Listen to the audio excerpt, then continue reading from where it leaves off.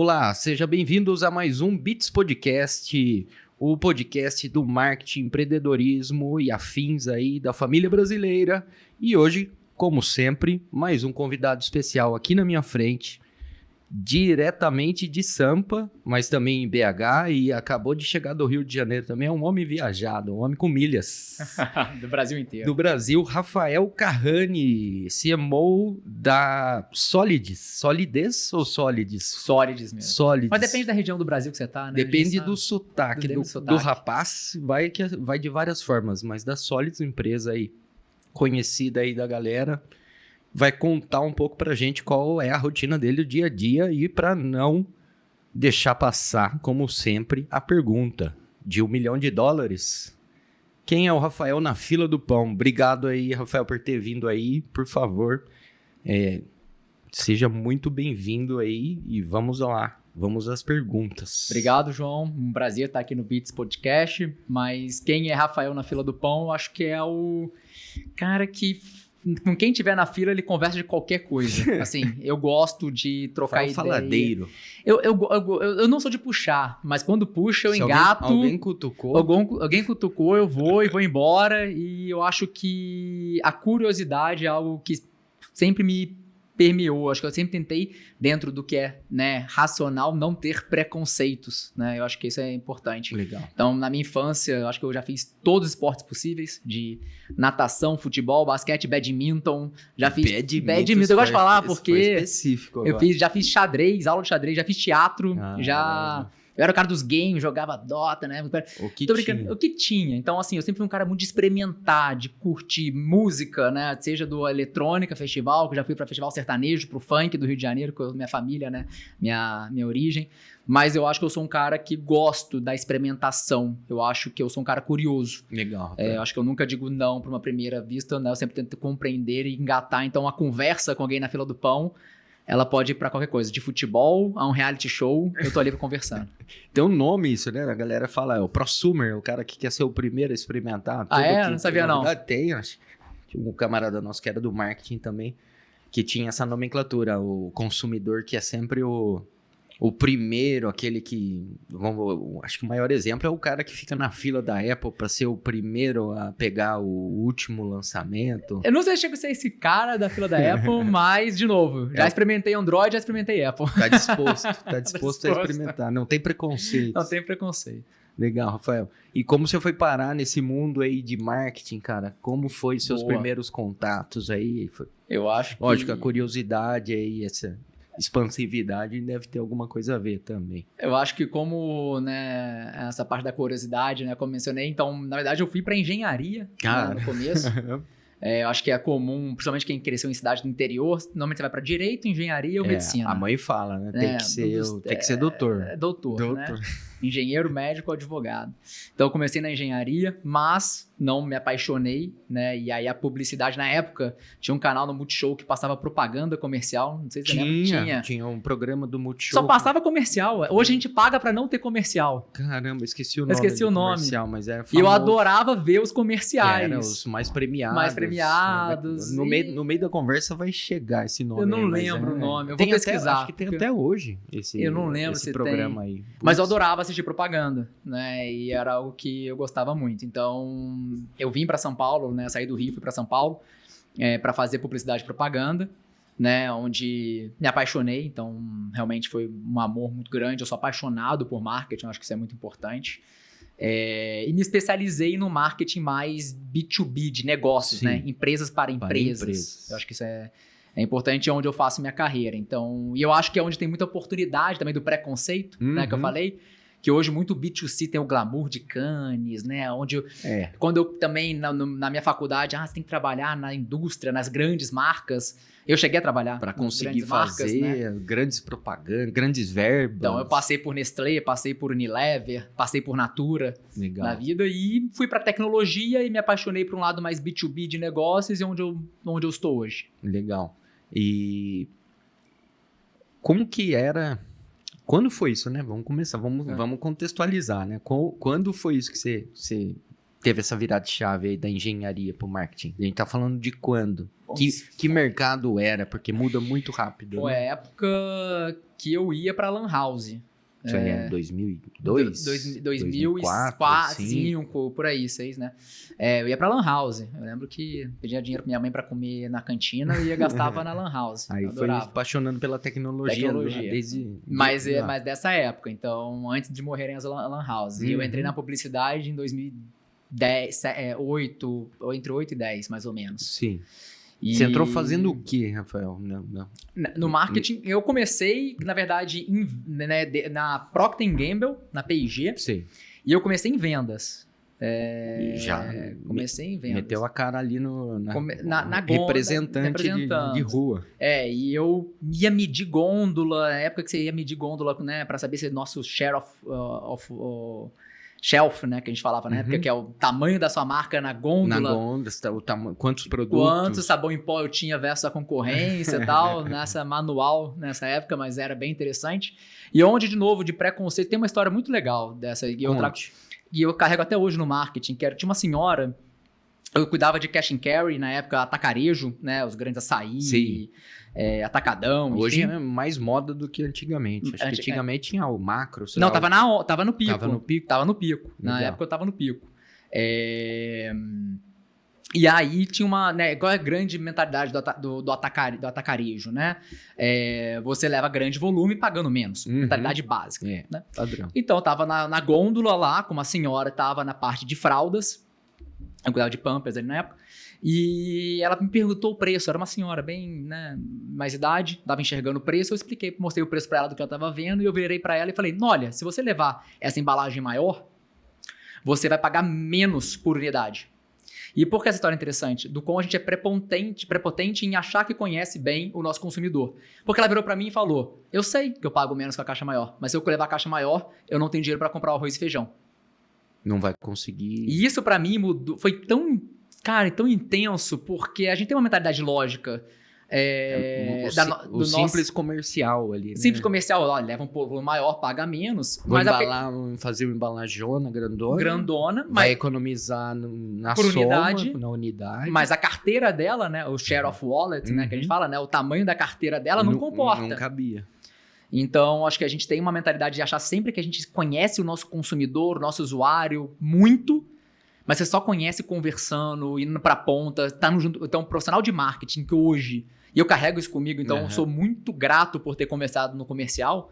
Então, o marketing que não tá próximo do comercial, vendas... Não sabe o que tá fazendo. Não sabe o que tá fazendo, cara. Legal, isso é uma mentalidade que a gente fala bastante aqui. Nosso foco aqui, no final das contas, é B2B também no nosso trabalho do dia a dia. E a gente sempre enfrenta ainda, principalmente em micro, pequenas, até em médias empresas, a disputa entre vendas e marketing. É isso. Os caras não se gostam, cada um tem a sua verdade, o que não deixa de ser real, mas existe uma rixa em quem manda em quem e tudo mais. E a gente sempre encara isso como desafio, em tentar integrar os caras, trazer métricas, trazer números para que os caras se conversem e o vendas traga a experiência do suor ali, do tete a tete com o cliente, que é ele que escuta as baboseiras, groselha, que escuta a dor do cliente, para que o cara do marketing, inclusive a gente também, beba dessa água e consiga criar algo realmente direcionado para aquele cliente, né? Mas é uma realidade, acho que não só no B2B, como você falou, no B2C também. Às vezes você vai lá, lança um produto que teoricamente, é lançar que vai vender. Mas não é assim. Não necessariamente. Se não pensar em todos os pormenores ali. O marketing é uma ciência humana. A parte humana ela é complexa. Né? Você conhecer o psicológico, na parte social de todo mundo é muito difícil. Então, as variáveis são... infinitas. Teve uma época ainda que virou onda, não sei, eu não escuto mais falar, tá? Posso eu estar desatualizado, do neuromarketing, né? Tem, a neurociência. De você estudar ali pessoas, mas acaba que você está numerizando pessoas, né? Exatamente. Você está tentando transformar um ser humano em estatísticas e prever comportamentos. Não sei até quanto isso vai ser... Antigamente era mais fácil. Hoje em dia, acho que cada ser humano, cada público, cada persona ali que você vai desenvolver é muito específico. Lógico, você traça um perfil, mas você nunca vai ter a vivência ali, que se você não for lá conversar com a pessoa literalmente, você não vai saber exatamente o que passa na cabeça dela. Exato. E voltando aqui para sua trilha de sucesso, vamos falar assim. Como que você foi parar na Solids aí, cara? Boa. E aí... Conta pra gente quais foram os passos até chegar. Você entrou já como CMO lá, e então, se sim, como foi até chegar lá, então? Boa. Tô curioso. Vou tentar passar. De novo, sempre fui um cara curioso, né? Então volto para esse ponto, que eu acho que a curiosidade faz parte do meu DNA. Já trabalhei em escritório de advocacia, já trabalhei em bens de consumo, já trabalhei em tecnologia, já trabalhei em rede social. Né? Então já passei por Natura, por Uber, por Gympass, que hoje é o Hub, já passei por TikTok. Tudo na tipo época, de empresa de tecnologia possível. Possível. E o que é interessante, de novo, a gente sempre tem um olhar para as empresas do B2C, né? Então, quando eu falo na Uber, eu trabalhei na Uber Eats na época, né? Concorrente do iFood. E todo mundo pensa assim, no B2C, no usuário que pede comida. O que eu vou fazer para pessoas comprarem mais comida, teoricamente. Só que eu cuidava da parte de restaurantes. Então, como atrair restaurantes para a base. No Gympass, no El Hub, né, que hoje é o El Hub, mas o Gympass na época que eu estava lá, eu cuidava de trazer as academias e estúdios para a base. Legal. Então, eu sempre tive um lado de B2B, de negócios, de trazer negócio para o ecossistema. O TikTok for Business, né? Então, os anunciantes, né? Quando eu estava lá. E é um lado pouco visto e o que eu pelo público final, né? No final das contas. Como que aquele monte de restaurante foi parar no iFood? Como Exato. que o Uber tem carros, né? Tem que ter, lógico. É só... Sei lá, o cara qualquer um que instalar lá o aplicativo vira motorista, mas como foi o start disso? Qual que é a organização disso? E, é um pouco do lado também não glamouroso do marketing. Sim, que ninguém vê aquilo. Que ninguém vê. E o B2B... Ou melhor, só quem precisa realmente ver, né? No final das contas. Então eu entrei nesse mercado e eu me especializei no B2B porque eu falei, é um mercado fértil, que tem poucos profissionais de marketing que hoje entendem, né? Desse funil B2B, né? De negócios. Eu gosto muito de funil, apesar de falar que funil morreu. Eu gosto muito de funil. A palavra funil, mas formatos de funil. Formatos de funil, mas eu adoro um funil de venda, né? Marketing, vendas. E que tinha um solo fértil para quem é criativo, né? E aí eu acho que é o virar de chave que o B2B ele permite ser criativo. A gente pode falar isso depois, porque eu acho que tem outros fatores aí. E quando, né, eu fui chamado para a Solids para assumir esse cargo de CMO, isso em janeiro de 23, a Solids tinha acabado de ganhar ali em julho de 22 o maior aporte de uma HR Tech na América Latina, 530 milhões de reais. Caramba. Então foi um cheque aí do fundo da Warburg Pincus em 22, né, para o investimento na Solids, né, principalmente em crescimento. E aí, o que é a Solids, né? Qual que é a tese da Solids? Por que investiram 530 milhões? Da onde veio? Né? Pode ter curiosidade para quem está ouvindo. Exatamente. Eles também tinham, né, assim como eu falei do B2B, né, que eu vi um oceano azul, a Solids viu um oceano azul muito interessante nas HR Techs, né? E acreditar nisso foi muito importante. Então, a Solids nasce ali mais ou menos em 2010, com perfil comportamental. Em 2014, vira a tese para um SaaS, para uma empresa de tecnologia software, né? E em 2014 começa a desenvolver esse software. Só que qual que era o grande diferencial? Focada em pequenas e médias empresas. Então, enquanto a maioria do mercado joga um jogo de enterprise, das grandes corporações... Só quer saber de onde está o dinheiro, né, teoricamente. Das empresas a grana alta. A grana alta, o alto volume, né, aquela conta, né, milionária, a gente acredita no volume. Né, e no Brasil, das pequenas e médias empresas. O maior número de... 8 em cada 10. Sei lá, eu ia chutar 80% são micro e pequenas empresas, né? Você já chegou com um número aí quase igual.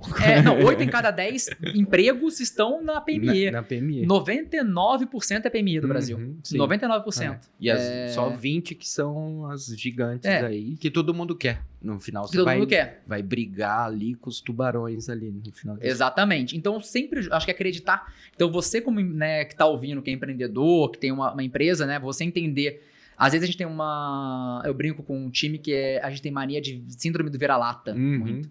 O que os outros estão fazendo, eu vou copiar. Vou fazer também. Vou fazer igual, né? E não, na verdade, né, ser um vira-lata, né, ser diferente é importante, né? Então, procurar no seu nicho, no seu território, na sua indústria, né? Se ela tá saturada, onde ninguém tá jogando, é muito importante, né? Fazer uma pesquisa disso, né? Fazer uma pesquisa. Então, nasceu como uma empresa né, para pequenas e médias, então trabalhar no pequeno, né? Então, a gente, né, o Brasil, e acho que também tem uma diferença regional, enquanto as grandes empresas jogam em São Paulo, no Sudeste, Sim. A gente joga no Brasil inteiro, porque as PMEs estão pulverizadas no Brasil. Estão pulverizadas.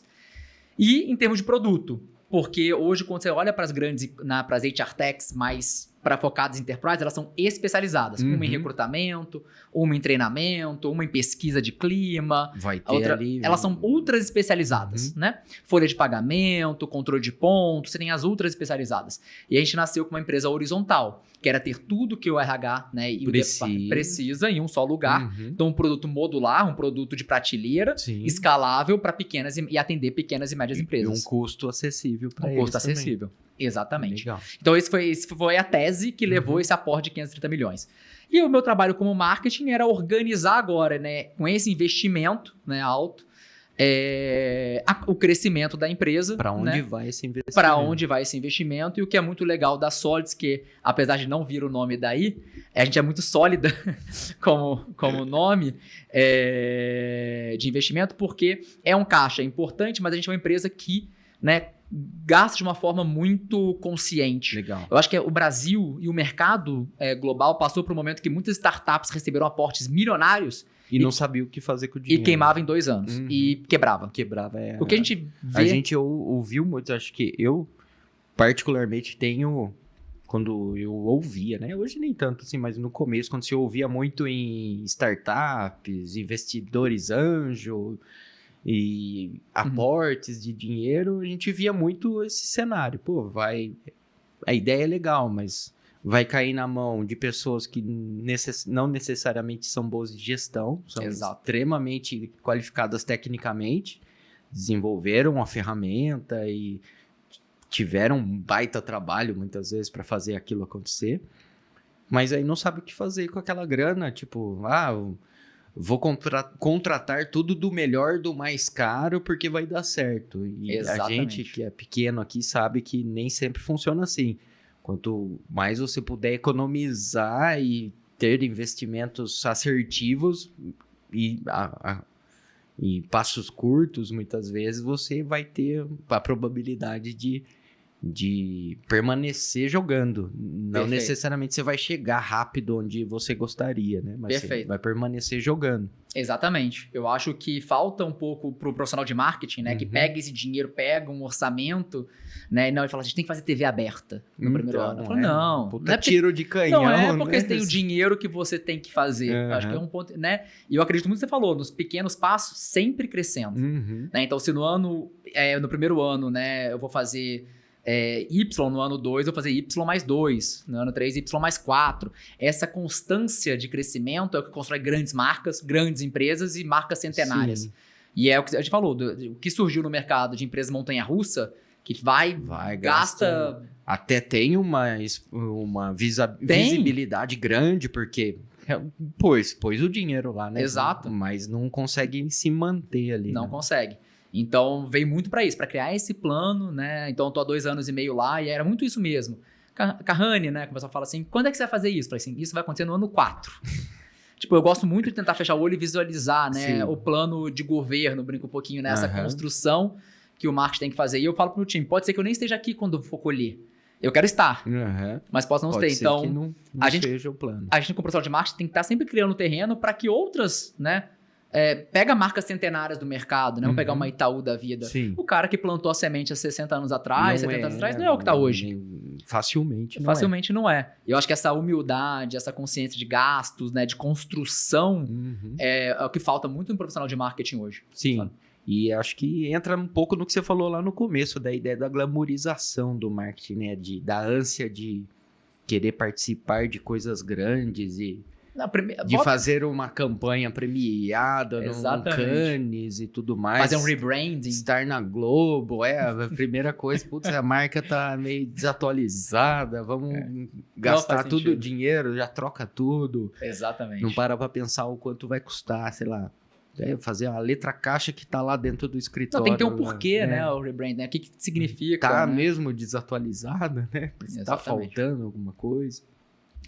Mas acho que o profissional pão duro ali de marketing, no final das contas, é o que vai conseguir um sucesso a longo prazo, talvez. Exato. É isso? Acho que, não sei se pão duro, foi exagerado. É um consciente, né? Mas eu acho que é o jogo. Porque você ganha confiança, né? Do CEO, do fundo, do CFO. O cara não quer que você gaste tudo de uma vez. Não, e faz parte, né, e para quem é né, quem tá almejando a área de marketing aí, trabalhar em startup, que vai pegar uma cadeira de marketing, que vai responder direto para um fundador, como é o meu caso, né? Sim. São 2 co-CEOs, né, a Mônica e o Alê, e são fundadores. Eles vão, óbvio, é o filho dele, então, pô, cara, vamos fazer isso, vamos fazer aquilo, e você tem que dizer não muitas vezes. Sim. Que eles estão ali. E essa maturidade de dizer não, porque eu poderia ser o primeiro a dizer, vamos fazer tudo. Tudo que der pra fazer, tudo que o dinheiro puder comprar. Porque pra mim, como imagem de marqueteiro, olha só o que eu fiz, ganhei Cannes, ganhei TV. O ego, né? Eu fui o CMO que fez a primeira campanha de televisão. E acho que são as coisas legais. Então, há 2 anos e meio, né, a gente começou, né, plantando ali, estruturando. Eu sempre gosto de novo, funil, olhar de baixo pra cima, corrigir o fundo pra ir crescendo. E esse ano a gente tá indo pra cinema com a marca. Vai ter a primeira campanha agora no cinema com Missão Impossível, da campanha que a gente tem de heróis agora, que a gente pode falar um pouquinho. Tem TV entrando, em alguma rede de TV, a gente tem uma parceria que a gente tá entrando. Legal. Rádio. Então, assim, 2 anos e meio depois, eu estou crescendo e amplificando, né? Aeroporto começamos ano passado e a gente vai crescendo. Então, assim, são planos de construção que eu acho que são importantes. Como que era o cenário? Você chegou lá já com o aporte feito, certo? Com o aporte feito. A grana, a conta tava bombando, vamos falar assim. A conta tinha entrado. Mas qual que era o cenário, vamos falar, organizacional? Existia um plano de marketing bem estruturado? Existia as diretrizes da marca? Assim, a lição de casa estava feita? Não estava? Como que foi? Tipo, você chegou. O que você fez? O que você viu? E o que você precisou fazer para realmente conseguir governar, como você falou lá. Ali. Governar com democracia, não com autoridade. Eu sou um líder democrático, muitas vezes, né? Com um pouco de autoridade democrática. Mas brincadeiras à parte, foi um cenário de estruturação de time muito forte. Quando eu entrei, eram 70 pessoas, tá, na estrutura de marketing. Em que 60%, 70% tinham sido contratados nos últimos 6 meses. Então, recente. Foi logo após o aporte. Então, a Porto começou a contratar especialistas de marketing, especialistas de growth, e depois veio o CMO. Então, já tinha um time ali, né? Então, que não foi você que escolheu. Que não fui eu. É um desafio bem interessante. Sim. Bem interessante ganhar a confiança dessas pessoas e enfim. Pessoas, às vezes, que queriam sua cadeira, teoricamente. Acontece. E faz parte. E estruturar elas organizacionalmente. Então, como é que a gente vai, né, reestruturar esse time da melhor forma possível? E eu acho que a primeira coisa que eu fiz foi garantir uma estrutura de dados bem feita. Legal. Eu sou um cara que acredita muito em dados. Perfeito. Muito. Como foi isso, esse desafio? O que você usou? O que você implantou aí de tecnologia? Bom, primeiro acho que tem uma questão de rotina. A gente usa uma plataforma de CRM robusta, então não é todo mundo que tem. A gente tem um HubSpot. Legal. Então, tem uma plataforma de CRM pesada. Né? Pesada, mas acho que todo mundo tem que ter uma plataforma. Tem que ter uma. Tem que ter uma. Então, no Excel... Já tinha. Legal. Já tinha ali. Então, não é no Excel que você vai conseguir realizar, né, uma sugestão de dados organizar em alto dados volume. Ali, não. Não vai rolar. Nem visualizar. Então, a gente tinha uma plataforma, acho que é importante dizer, tecnologia. E depois disso, né, como a gente tinha rotina, então a gente tem rotinas, assim, toda segunda-feira, eu brinco que é a sessão que meu time fica pelado um na frente do outro. Porque a gente vem nu com nossos dados, tanto bons, tanto ruins. Eu acho que essa... Traz os dados. Qualquer dados. Caiu, melhorou, como é que tá? Então, essa transparência nos dados e você criar um ambiente que as pessoas possam... Porque a gente também, profissionalmente, a gente tem sempre quer enfeitar. Eu brinco que o meu time quer enfeitar o cocô, mas assim, o dado tá ruim o resultado, Passar traz o batom no porco. Passar o ali. batom no porco, trazer a coisa mais bonitinha do número. Não. Começa pelo lado bom na hora de falar. É isso. Falei, gente, não, como é que é o dado real? Caiu, não sei o quê. Então, assim, o dado real. E eu passei um desafio de setar para cada 70, tinham 70 pessoas. Cada um tinha 3 KPIs específicos. E micro. Micro. Nessa época era micro. Então, eu acho que era importante na época. Eu desci para um nível micro. Gerenciamento. Eu acho que eu não tenho vergonha de falar. Era a fase que precisava. Hoje não. Até para conhecer, você estava chegando ali, né? Certo? Exatamente. Não, eu entrei no detalhe. Mas o time precisava ter essa confiança do dado. Então, assim, você que cuida de e-mail marketing, você tem que ter a taxa de abertura do seu e-mail, taxa de clique.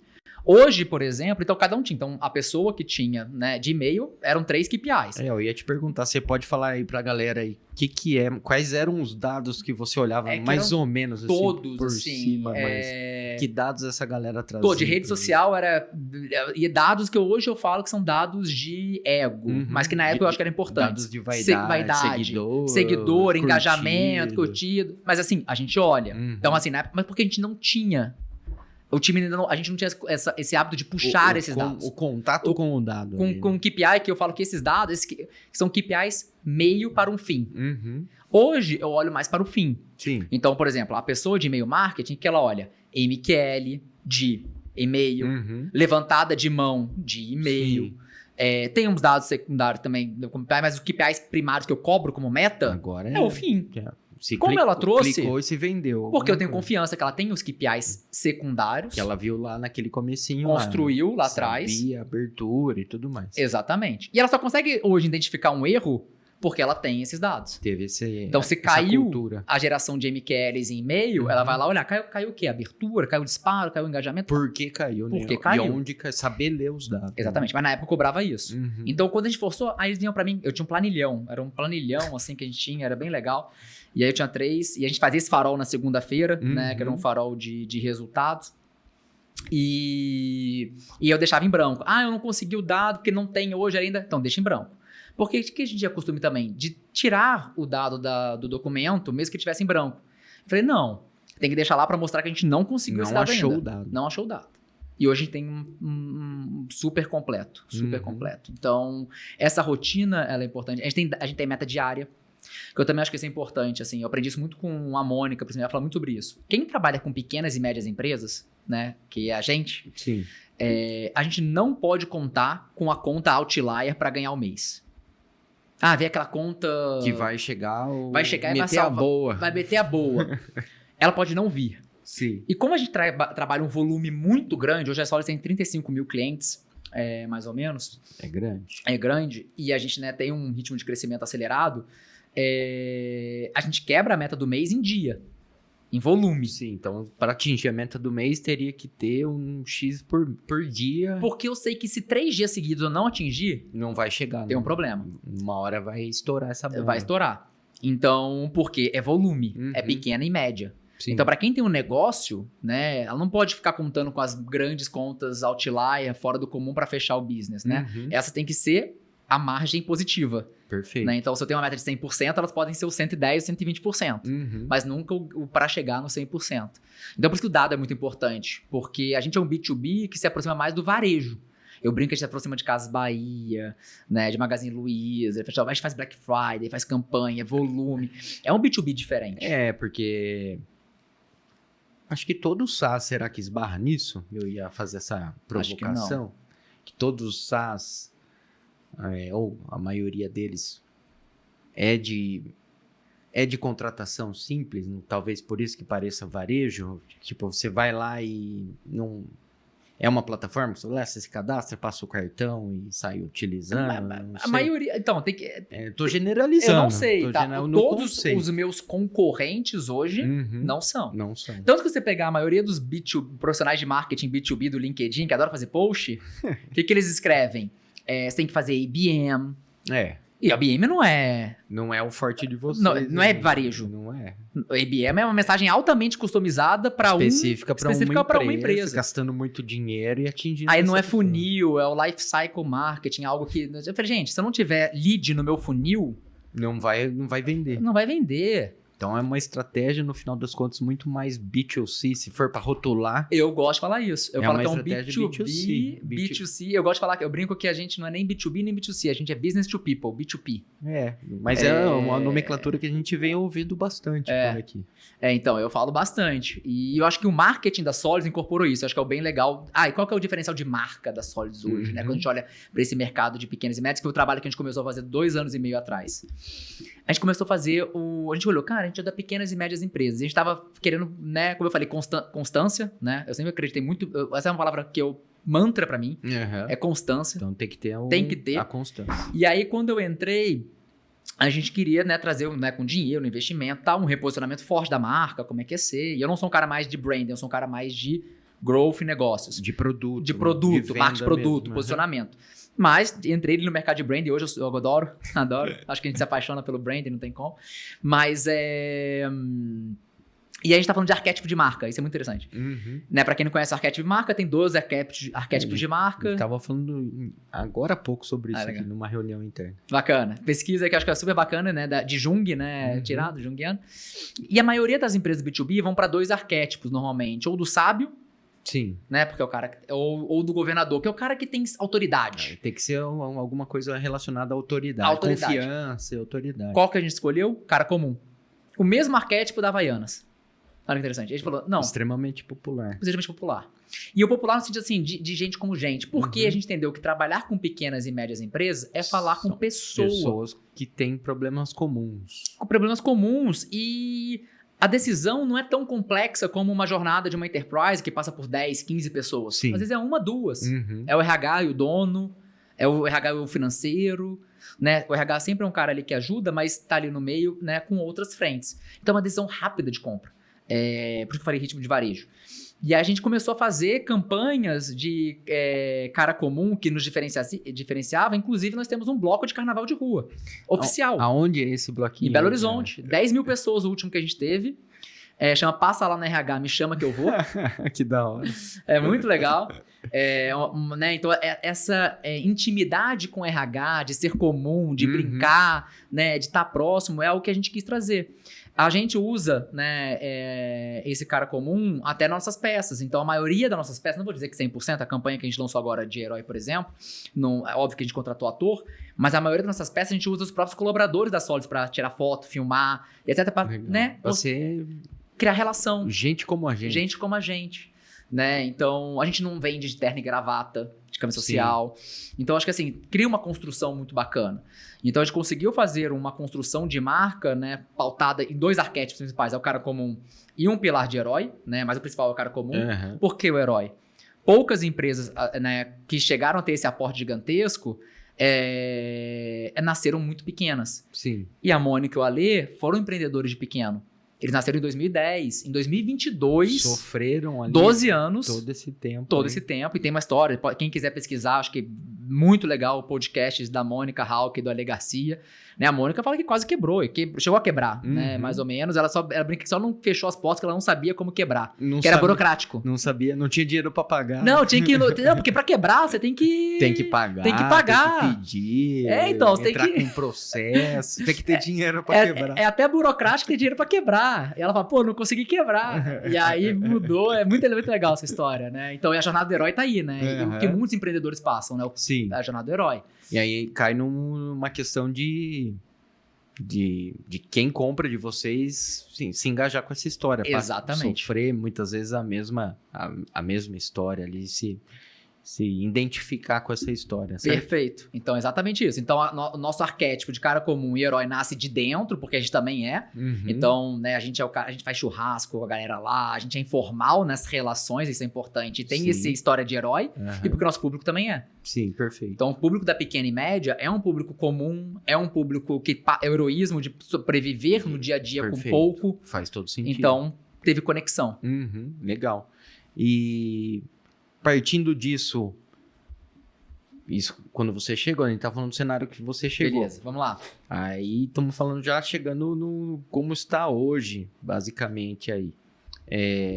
Teve algum outro desafio marcante aí para você no meio dessa história aí? Algum case de sucesso ou alguma virada de chave? A gente tá falando das ferramentas e KPIs ali. Você falou do CRM, tem mais alguma ferramenta que é importante para vocês hoje? Alguma estratégia que não pode faltar aí, que foi matadora ou que vocês estão usando ainda? Boa, vamos lá. Eu acho que desafios tiveram vários, né? Eu acho que desde M&As, eu acho que a gente já passou por um M&A, né? A gente já passou por 3 M&As.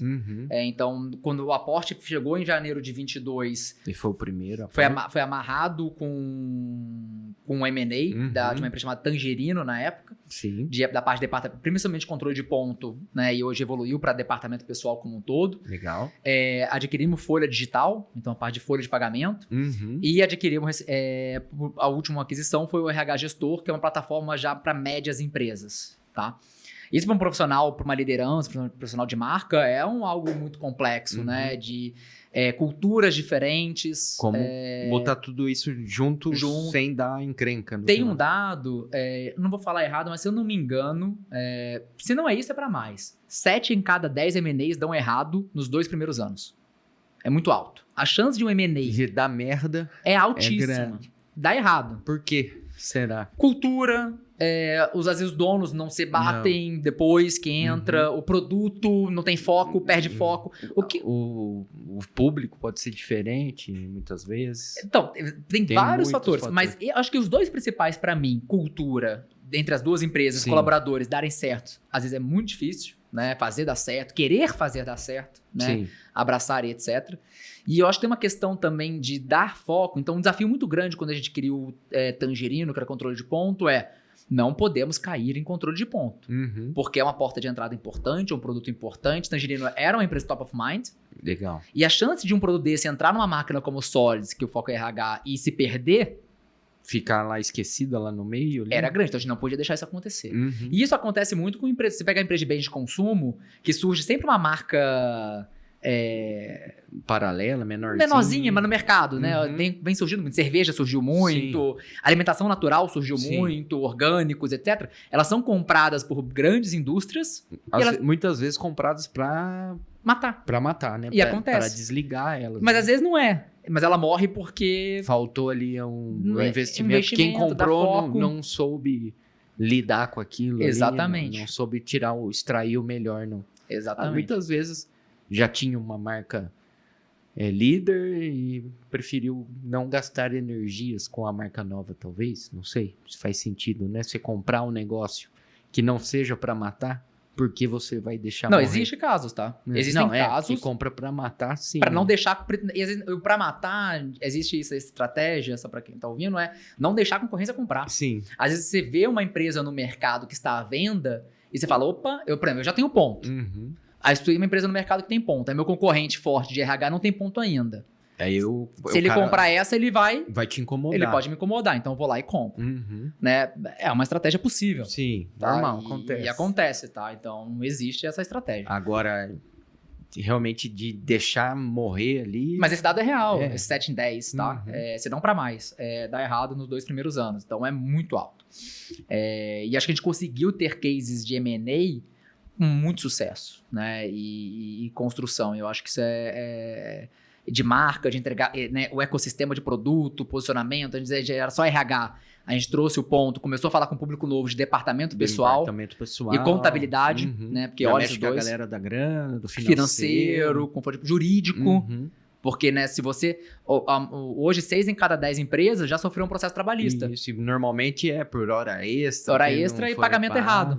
Exatamente. Então, assim, quando você tem esse processo, então é um público novo, é um argumento diferente. Então, assim, a gente tem que conseguir trabalhar. Então, essa absorção foi um trabalho muito legal, muito legal. E eu acho que foi um sucesso bem bacana. E em termos de marca... eu acho que mesmo essa construção que eu acho que é uma vitória, de novo, ano passado, e eu acho que a gente tá fazendo um trabalho super bacana de marca, assim, geração de demanda, eu acho que é um óbvio, a gente cresce, né, acima da média do mercado, a gente tá super bem correspondendo. Quais são os números que você pode contar pra gente aí, cara? Hoje a gente não pode abrir tantos números, tá? Mas hoje tem 35 mil clientes, 8 milhões de usuários nessa base. Nem a meta de crescimento pro ano, pode que falar? a gente não tá podendo falar Nada, ainda. quantos por cento, A Mônica e o Ale, eles são mineiros. Mineiro, come quieto. Come quieto. Por isso que tá ganhando investimento, tá entrando. Mas tá grande, estratégia. Tá grande e ninguém nem sabe. Mas eles vão, eu vou tirar eles a gente vai contar os números, eu vou tentar até o final do ano, porque os números são muito legais, assim, é uma coisa, assim, de 4, 5 vezes média de mercado, de concorrência, assim, é algo super bacana pra mais, assim. Então, são números que a gente tem que trazer, a gente tem que contar e vale a pena. Mas a geração de demanda tá super bacana de conversão. E marca, eu tô trazendo isso porque a maioria das empresas B2B e tecnologia, elas não investem em marca. É tudo performance. Então, a gente entra sempre nessa discussão, cara. E isso tem criado força, sei lá, nos últimos 2 anos, eu vou falar assim. Não sei se você me corrige se eu estiver errado. Não, você tem razão. Porque antes disso,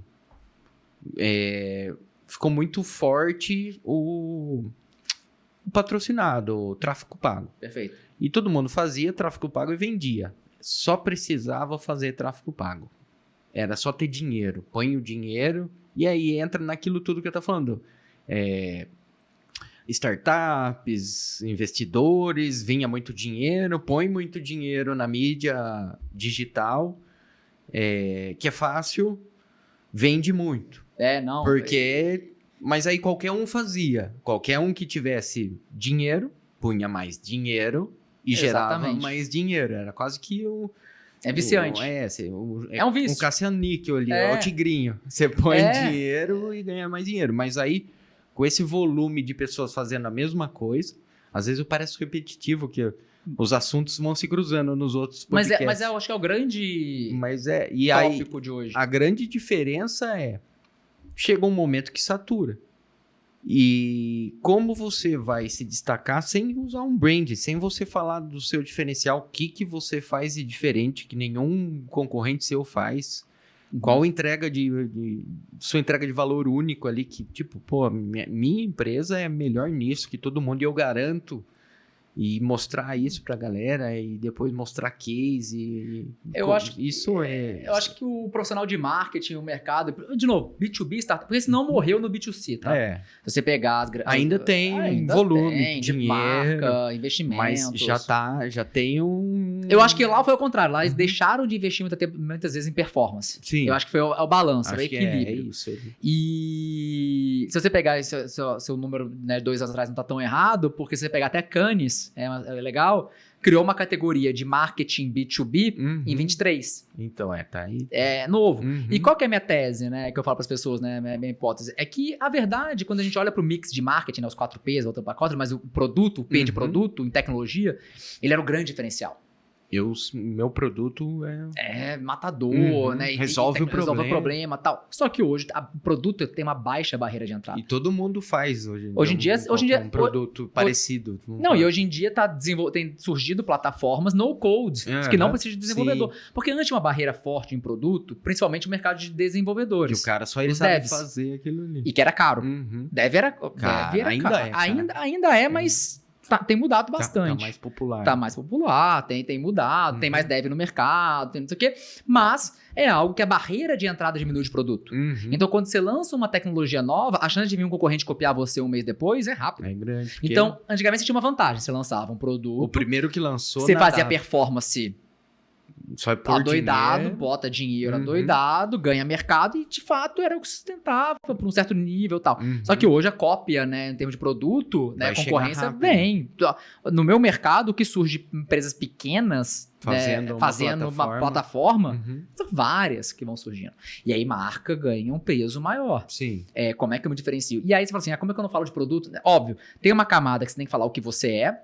É diferente de você ter uma marca que nossa, quando eu falo assim, vou falar de Havaiana, você sabe que é. Já sabe chinelo, que é Havaiana. Que é chinelo, basicamente tem outros produtos, né? Mas Sim. O core, você sabe. Solids, entre o RH, a gente já é muito conhecido, né? Sim. Mas a gente tem que ainda produtos específicos. Ainda cria-se uma cultura sobre sobre, né? É. Tem que criar uma Eu sei que a Solid tem recrutamento, tem treinamento. Eu não sabia que a Solid tem controle de ponto. Nós temos controle de ponto também. Agora nós temos folha de pagamento, porque a gente lançou ano passado, fizemos uma aquisição. Então ainda tem um ponto de reforçar alguns produtos core que são importantes, mas tem algo que pouco fazem, que é o lado emocional. Que o marketing de antigamente, era propaganda de margarina, né, com a família feliz. Então, assim, a pergunta é, como é que você está criando um vínculo emocional que diferencia com o seu público? Então, quando a gente faz a campanha de carnaval, não é só festa, é porque cria um amor de nome pensado lá, passa lá no RH. Por que passa lá no RH? Porque era algo altamente temido no mercado corporativo. A brincadeira de a brincadeira. No RH, na sexta-tarde. Na sexta-tarde. E o que a gente quer criar é desmitificar que o passar no RH não é algo ruim. O RH tá lá para te ajudar. Sim. O RH não tá lá para te prejudicar. Não é só a parte ruim do negócio. Não é a parte ruim do negócio. Então, todo tem uma intenção, né, pra gente fazer.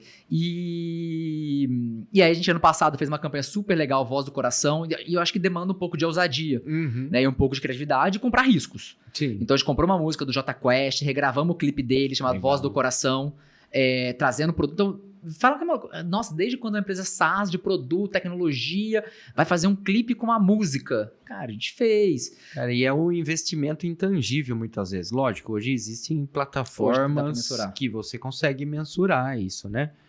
Mas não é uma venda direta. Você vai fazer isso hoje, né? Vai comprar a música, fazer um clipe. Tá, mas onde tá o assine já? Onde tá o call to action ali? Não necessariamente tem, né? Tem uma frase que falam, né? E esse ano, sabe com o Clay eu falo dessa frase, mas esse ano a gente veio com a campanha do Herói, também com um lado mais popular. Então, esse ano voltou o filme de Herói no cinema, né? A gente tem o Thunderbolts agora, mas tem Super-Homem, tem Homem-Aranha, tem Missão Impossível, que é o herói não super-herói. Enfim, então a gente veio com essa campanha chamada Heróis Reais Não Usam Capa, Usam Solids. Legal. E a gente vai para um mercado que traz superpoder. Então tem até animação. A gente fez tipo animação de quadrinho. A gente imprimiu o gibi. Da hora. E deu para os clientes, né? E deu para umas pessoas, né? Que é um gibi chamado Heróis Reais. A moda antiga. A moda antiga. E eu acho que falta um pouquinho desse marketing raiz. Do mundo digital. Do mundo digital, do mundo frio, do mundo funcional. né? Que é só funcional. O meu produto te melhora 30% a sua performance. Meu produto te faz economizar 40%. Não que não seja importante. É importante trazer. no momento, talvez, ali do fechamento. Ali, talvez. Mas tem uma camada de marca, de conexão, que ela é importante. E aí tem aquela frase que fala assim, né? Marca, é difícil mensurar quando você faz, mas você sente na hora quando você deixa de fazer. Né? Porque quando você deixa de fazer marca, e aí você sente nos negócios mesmo, não vão bem, mas quando você faz, é difícil realmente mensurar na ponta. Então.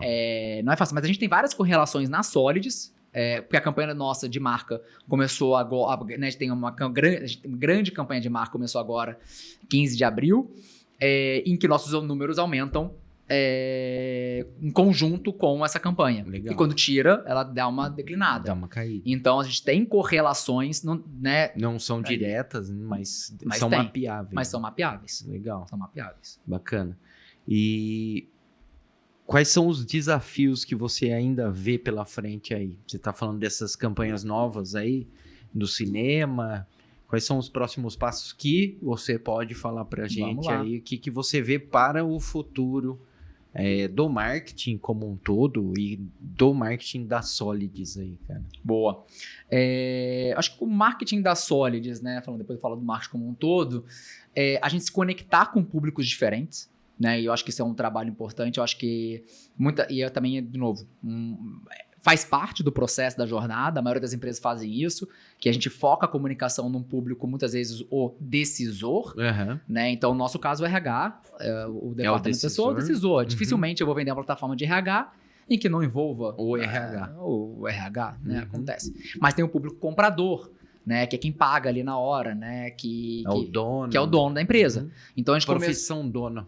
Profissão dono. Então o dono começou a fazer parte da nossa persona importante. Então a gente começou a fazer parceria com clubes de futebol, legal, trazer jogadores de futebol, porque vou pegar então a minha mídia paga, né, minha peça que eu rodo para RH e vou aplicar para o dono. Não vai funcionar. Não vai funcionar, ele não vai entender nada. O que é Ninebox? O que é matriz Ninebox? O que é avaliação de desempenho?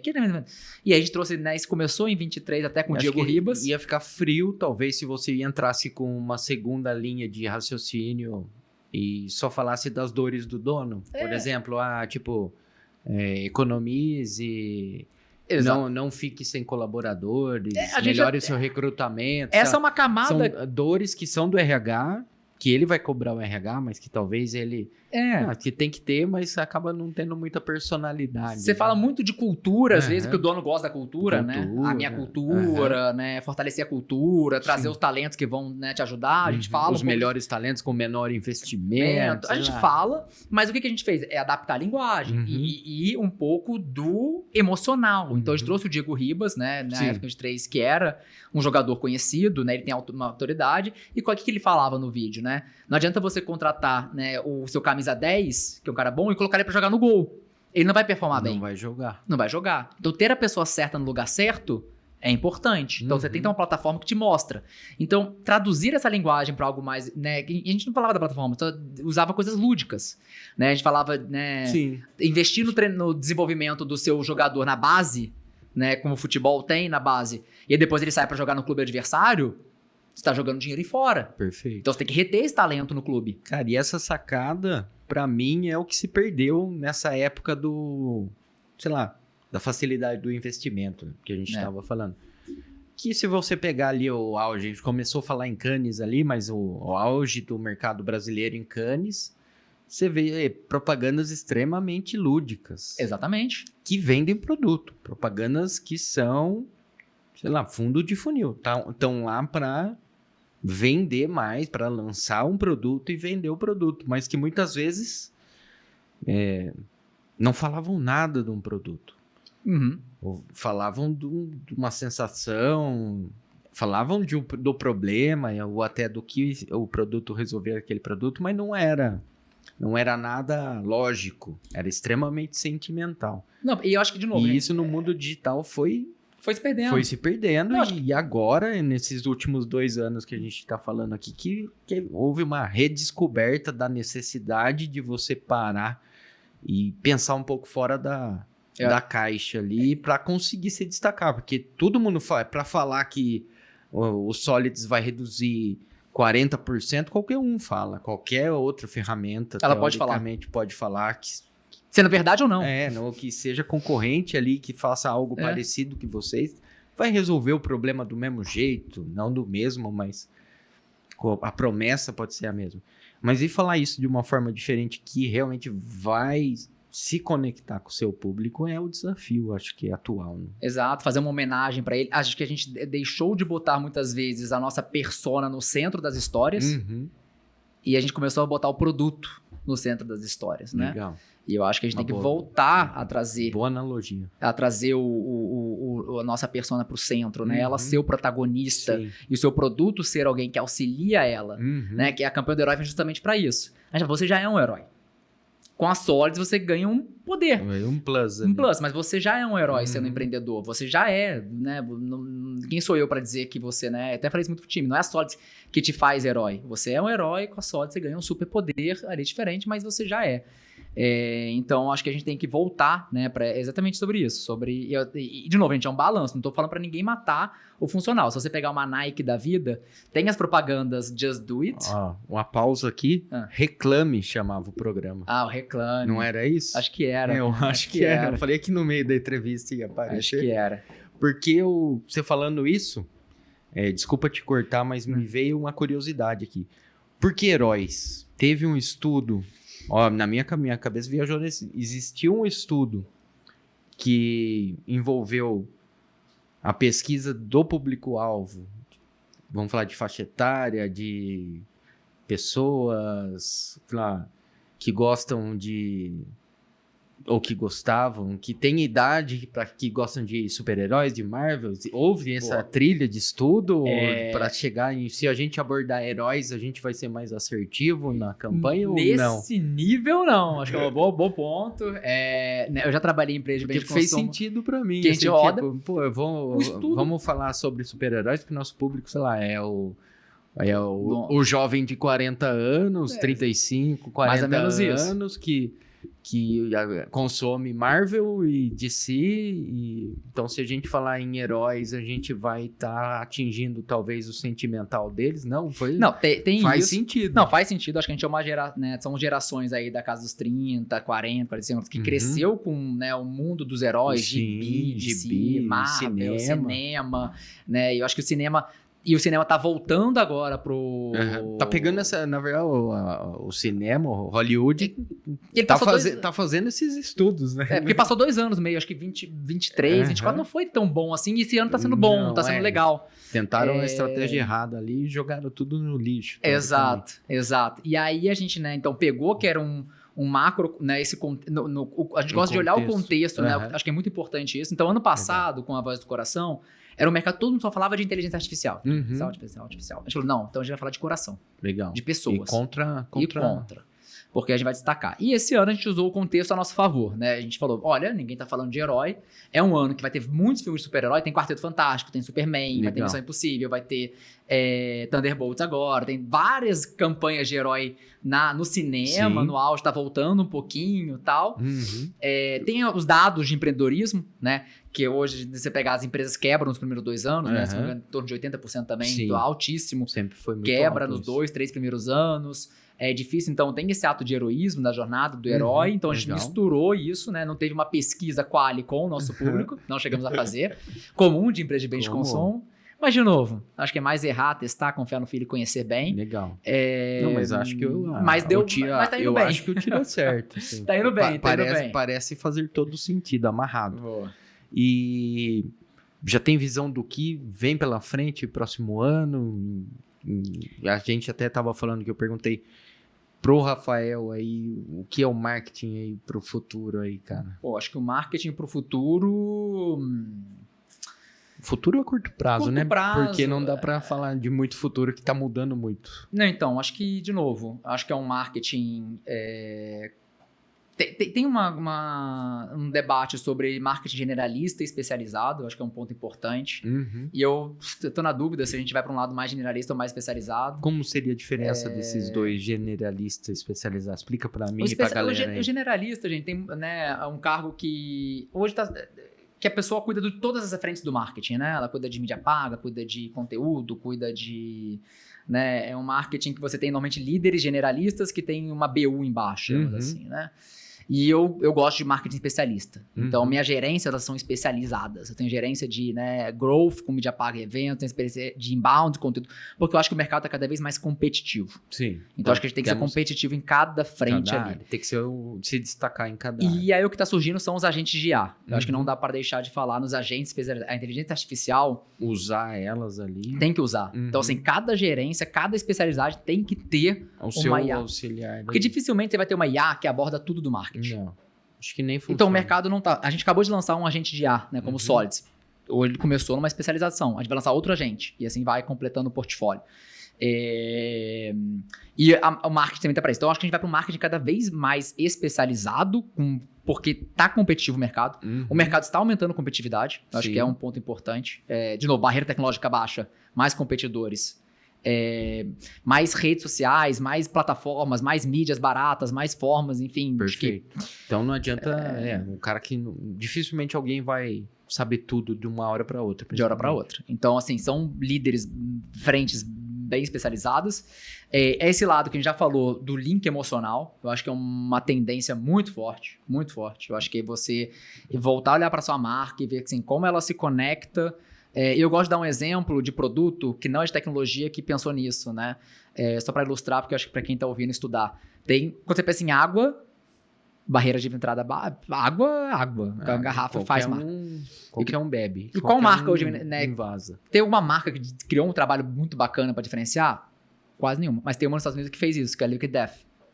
Você já viu esse case? Não vi. É incrível, assim, o case, porque eles construíram uma marca que chama Líquido da Morte, para uma água.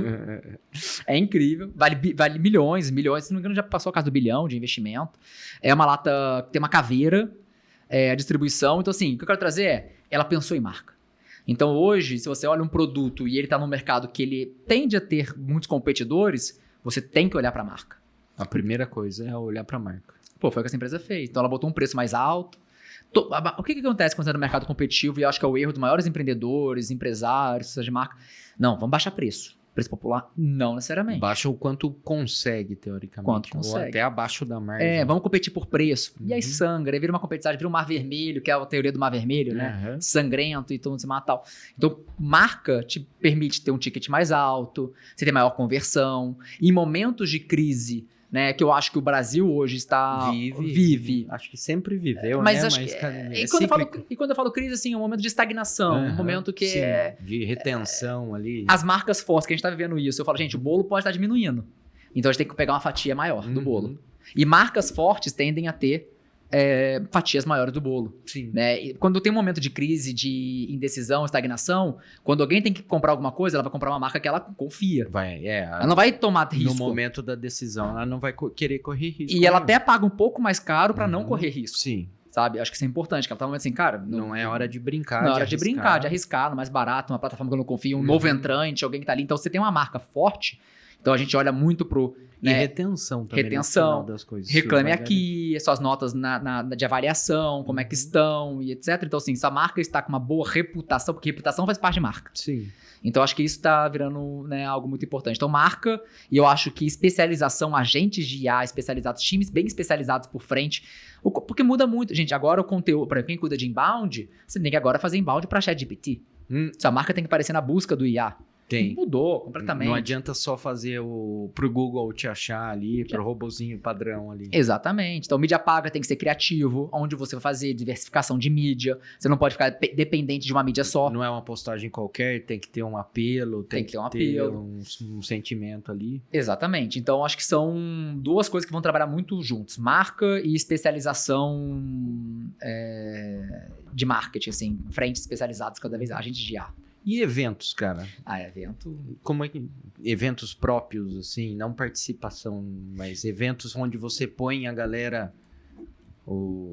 Então, acho que... Propõe o network da galera. Existe essa frente lá de vocês? Existe, não. Porque a gente vê uma tendência, né, de eventos até saturada, até eu diria, né? Muita gente fazendo eventos... Só por eventos, vendendo o networking, só por vender o networking, assim, não necessariamente que você vai realmente ter um benefício em participar daquele evento, mas é um evento feito só para você realmente conversar com outras pessoas. Não sei, uma tendência, isso vem acontecendo muito, mas vocês entraram nessa onda de eventos da Solids com os clientes Solids, ou um clube Solids, vamos falar assim? Então, vamos falar de evento. Eu só não vou falar assim, porque acho que o marketing, acho que o que eu não gosto, são de gurus que falam que você tem que fazer... Tem que fazer, é o que é o marketing, a beleza do marketing, que eu amo do marketing, é que cada empresa, cada negócio, cada momento são alavancas que você vai usar ou não vai usar e tem que entender, né? Então, por exemplo, hoje eu tenho um público muito fiel e muito forte com RH. Então, o evento próprio, eu tenho um público para RH. Legal. Porque ele tem. Agora, eu vou em eventos de empreendedores e faço parceria com marcas fortes com o público empreendedor para minha marca estar lá e criando marca com eles. Sim. Porque a gente já testou, vou criar um evento para empreendedores. Eu já converso com esse público já? Ainda não. Eu já tenho uma penetração. Ele vai aparecer no evento? Exatamente. Então, né, você já tem que ter uma relação, uma construção para fazer um evento. Porque o evento é um passo, né? É um investimento. E aí tem estratégias. E a gente tem então um evento chamado Conectar Brasil, em que a gente roda. E qual que é o legal deles? Porque sempre me perguntaram, quando eu entrei, falaram assim, Kahane, você vai fazer um grande evento para Solid e tal. Eu falei, gente, um grande evento normalmente vai acontecer onde? No Sudeste ali e tal. E o nosso cliente está onde? No Brasil inteiro. Dificilmente todo mundo vai aparecer junto ali no mesmo lugar. E é o que a gente criou, um projeto chamado Conectar, em que a gente roda o Brasil, itinerante. Então a gente vai passar por 10 capitais, são 3.500 pessoas que a gente está impactando esse ano. Legal. Em que a gente vai levando e mistura clientes com não clientes. Então tem hoje 50% do público cliente, 50% do não cliente, bota os dois juntos, que é ótimo, eles conversam. E não é para falar de produto. O case pronto ali, teoricamente. E acho que é um ponto importante, que muita gente faz evento, aí chega lá na hora e começa a vender produto.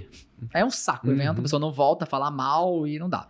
Então tem que ser sutil, a gente traz conteúdo de qualidade, inovação, tendência. Falar das dores ali do dia a dia do cara mesmo. Exatamente, porque se você é um cara que traz tendência, se é autoridade naquele assunto, óbvio que seu produto carrega isso. Então, é uma coisa que vão juntos.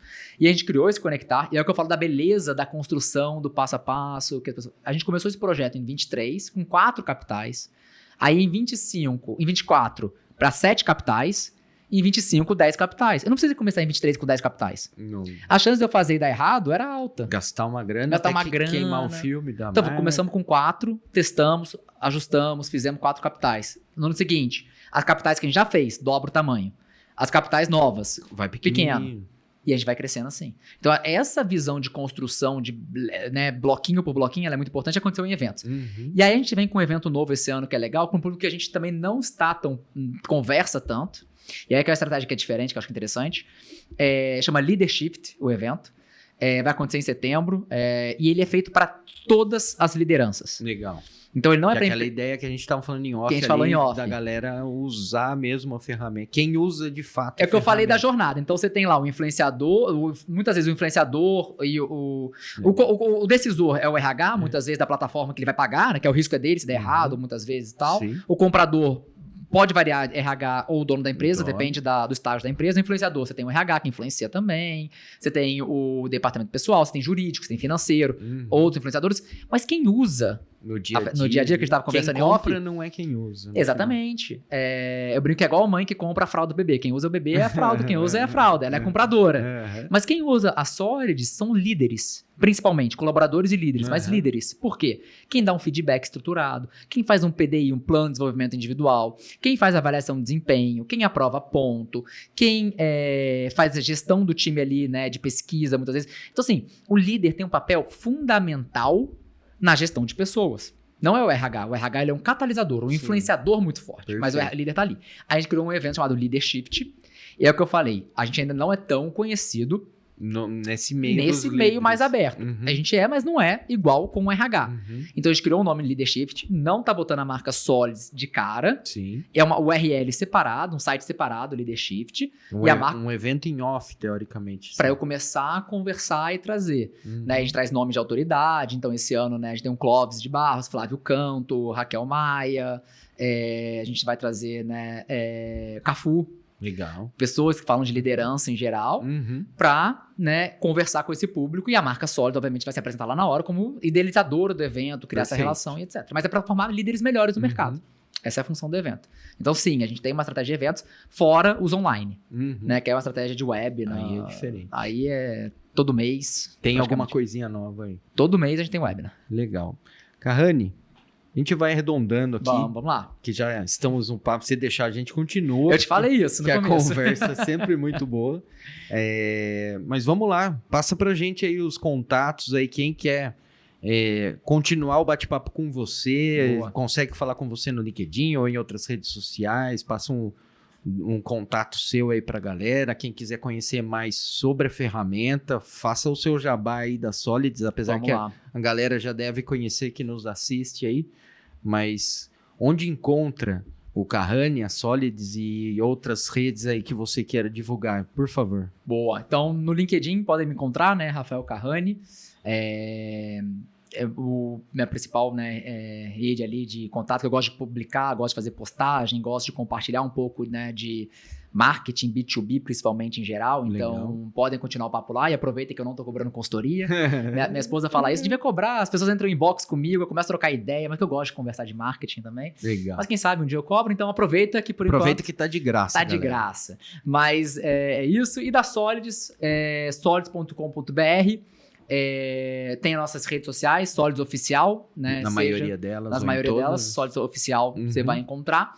E fica o convite, né, para você que tem aí uma pequena e média empresa, que quer colocar um software de RH, de gestão de pessoas, departamento pessoal, controle de ponto, folha de pagamento, enfim. Tudo num lugar só. Tudo num lugar só, mas não precisa ser tudo de uma vez, eu sempre falo isso. Pode então, ser tudo por partes, por como partes, Jack. Exatamente, por partes.